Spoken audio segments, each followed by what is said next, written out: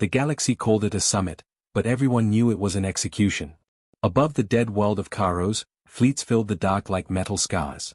Warships from 100 species hovered in perfect circles, weapons armed, shields laid, crews silent.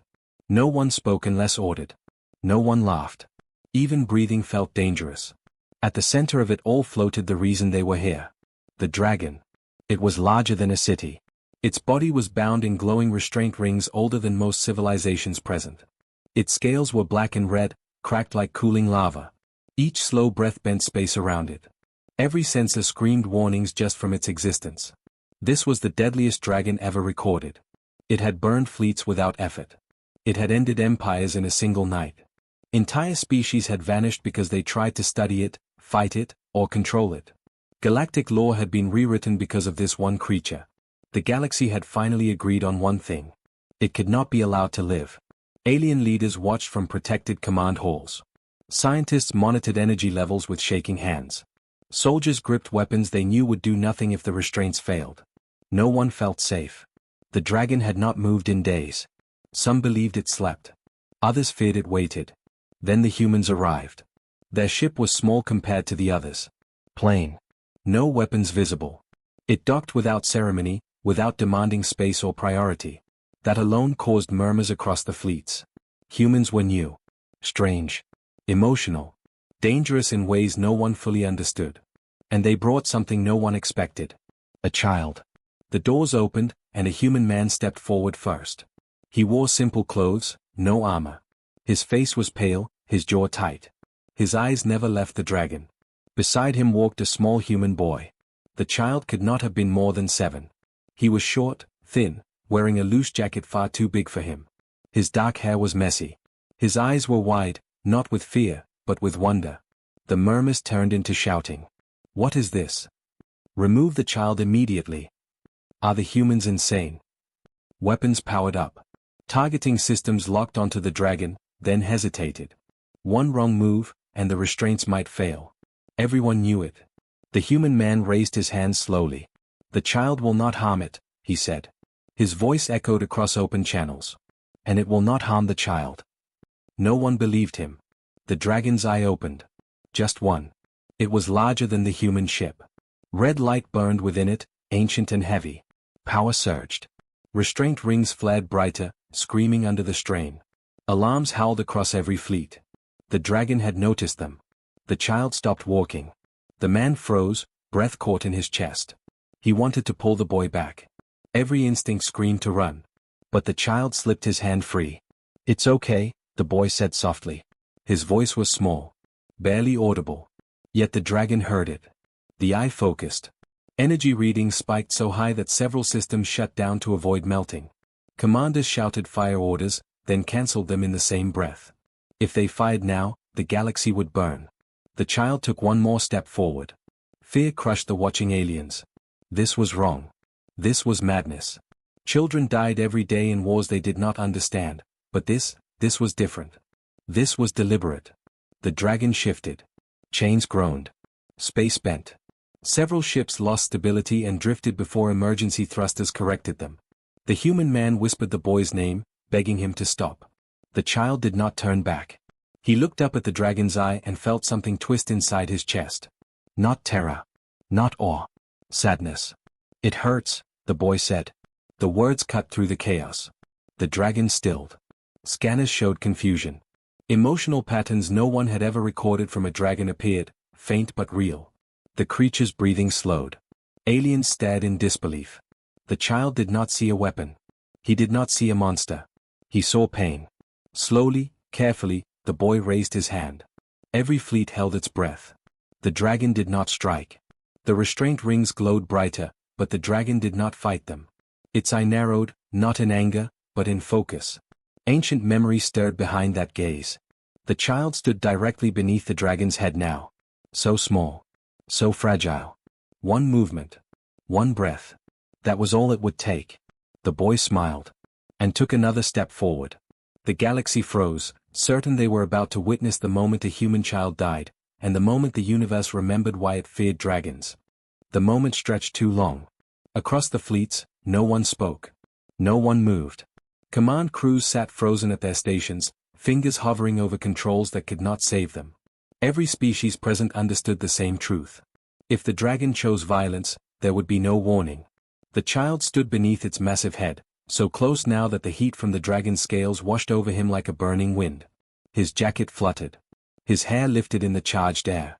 He should have been screaming. He should have been running. He did neither. The dragon lowered its head a fraction. That small movement sent shockwaves through space. The restraint rings flared white-hot. Ancient metal groaned, strained to its limits. Emergency fields snapped into place around nearby ships as gravity twisted unpredictably. Alarms screamed again. "Pull him back," an alien commander shouted across open channels. "Now." The human man tried to move. His legs refused. Fear locked him in place, heavier than gravity. He had faced battles before. He had stared down enemies with weapons in their hands. But this was different. This was watching something precious stand in front of a force that erased stars. The dragon inhaled.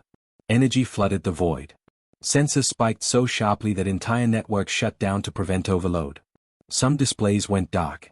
Others showed readings no one could explain. The child felt the breath like a storm. It smelled of ash and old fire. Of broken worlds.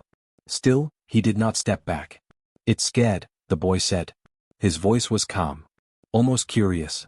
Several aliens protested at once. "That is impossible. Dragons do not feel fear. They are predators. Living weapons."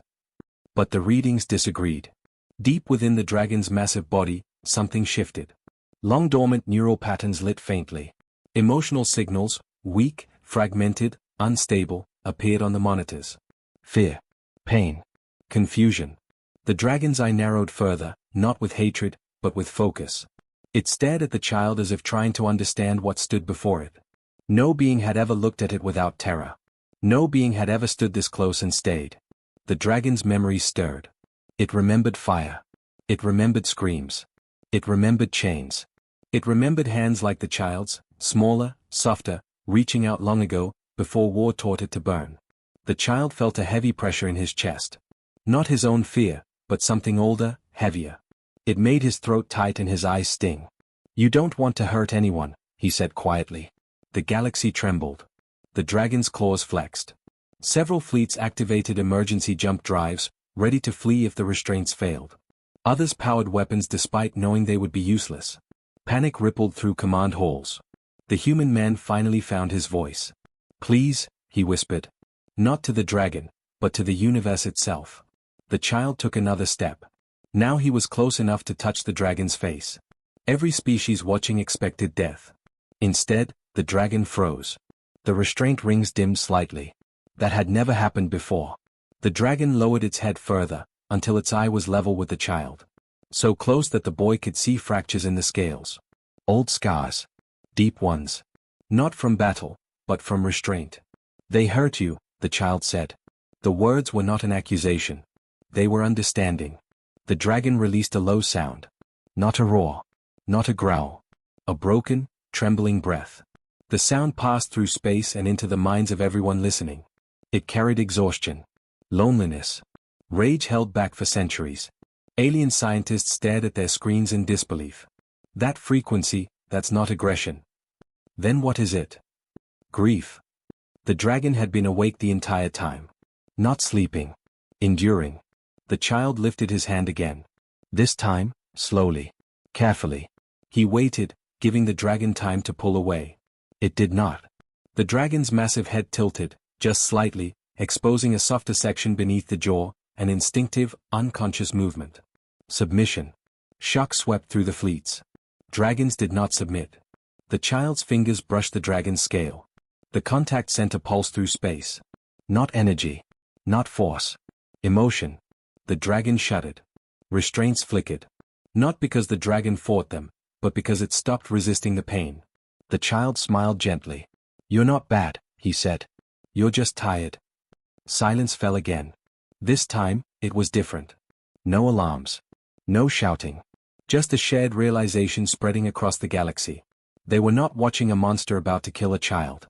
They were watching something far more dangerous. A child who was not afraid. The dragon should have killed him. Every rule of the galaxy said it should. Every recorded encounter ended the same way, with fire, screams, and nothing left to study. Dragons did not allow touch. They did not allow closeness. They erased it.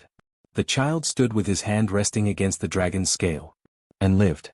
The moment stretched until it felt unreal. Fleets forgot to breathe. Commanders forgot to issue orders. Entire civilizations watched through shared feeds, convinced their senses had failed. Then the dragon moved. Its head lifted sharply. Weapons across the fleets powered instantly. Targeting systems locked.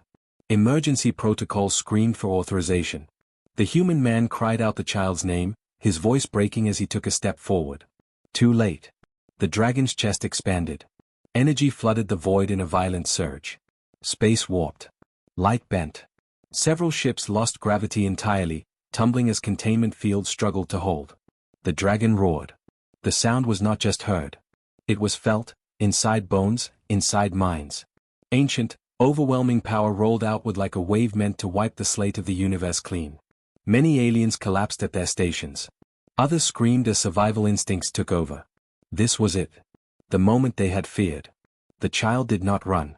He closed his eyes. As the roar washed over him, the boy leaned forward, standing on his toes, and pressed his lips gently against the dragon's scarred face. The roar cut off mid-sound. Silence crashed across the stars so suddenly it hurt. The dragon froze. Its mouth remained open, fire half-formed, energy locked inside its chest. The roar died into nothing. The wave of destruction stopped as if it had struck an invisible wall. Every weapon system lost its lock. Every alarm went quiet.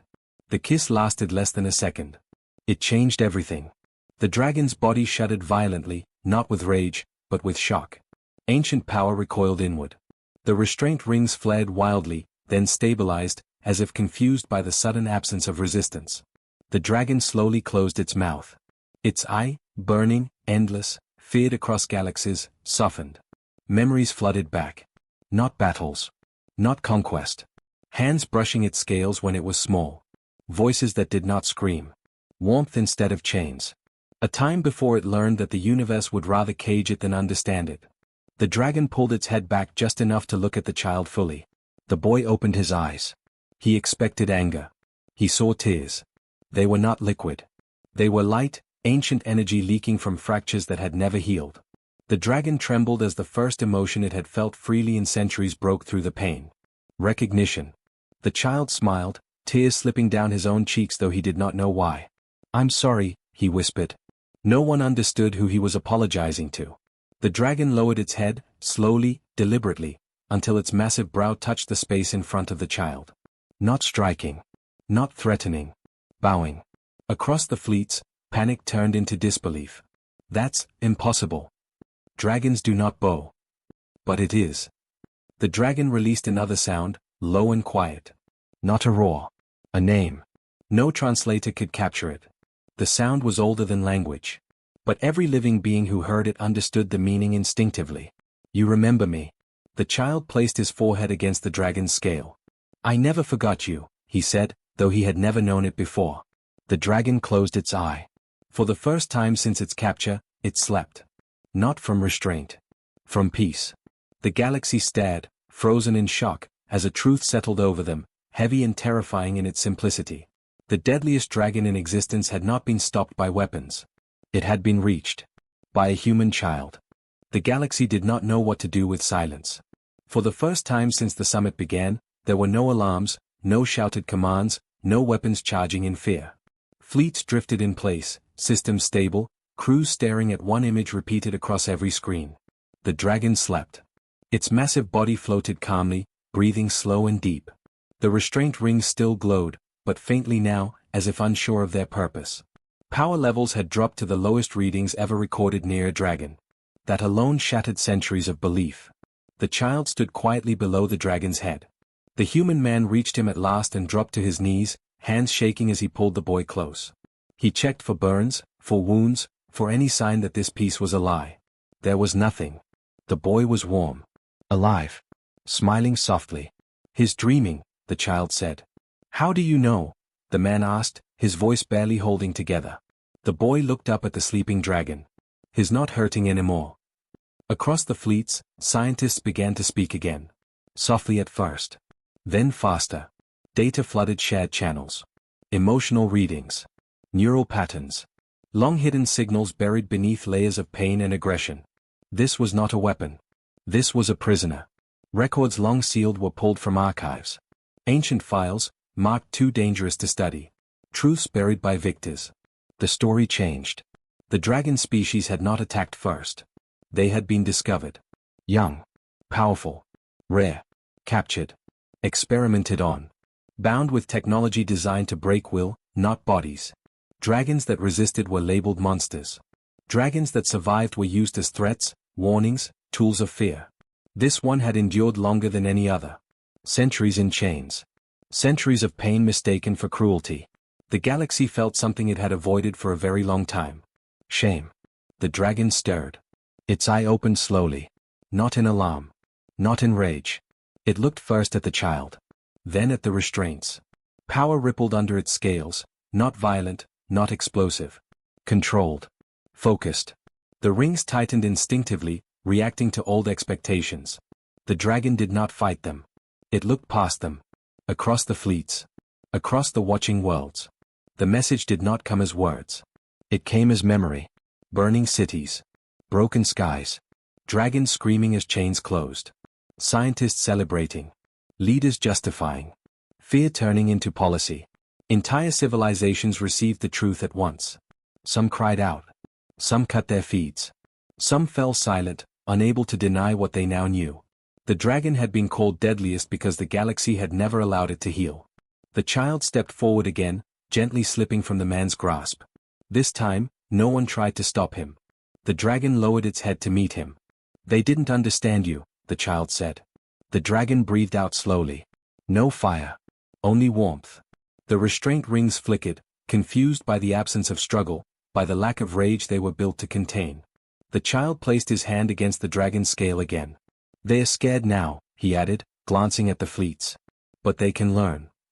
The dragon's eye followed his gaze. Then it did something no dragon had ever done. It waited. Not demanded. Not threatened. Waited. The galaxy understood the choice before it. Continue the lie. Or face the truth. And for the first time in its long, violent history, the galaxy hesitated, because a human child had shown it a different way forward. The decision did not come with cheers. It came with fear. Across the fleets, command halls filled with whispered arguments, broken logic, and leaders staring at their own reflections in darkened screens. Weapons remained powered, but no one gave the order to fire.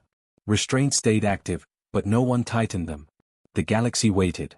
The dragon lifted its head slowly, carefully, as if testing whether the moment would shatter if it moved too fast. Its eye remained calm, ancient light steady rather than burning. The restraint rings hummed, adjusting, no longer screaming in protest. The child stood beside the human man, his small hand wrapped tightly around the man's fingers. They are deciding, the child said. The man nodded, though his throat was too tight to speak.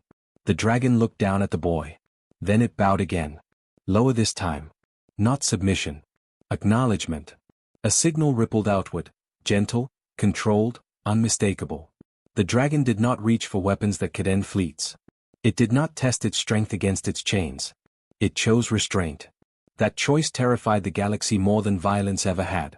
One by one, weapons powered down. Not all at once. Not confidently. But enough. A senior counselor from the oldest alliance finally spoke on open channels, voice shaking. The restraint fields will be lowered, they said. Not removed. Lowered. The dragon did not move. The rings dimmed. Nothing burned. Nothing broke. A breath many worlds had been holding for centuries was finally released. The child smiled. The dragon turned its gaze to the fleets again and shared one final truth, not as accusation, but as warning. It showed them what would happen if it were harmed again. Not destruction. Absence. A future where dragons never returned. Where ancient knowledge vanished. Where the galaxy lost something it never tried to understand. The message was clear. This was the last chance. The restraint rings unlocked. They drifted away, powerless and forgotten. The dragon stretched its wings slowly. Space bent, but held. Fleets braced, then realized the dragon was careful. So careful.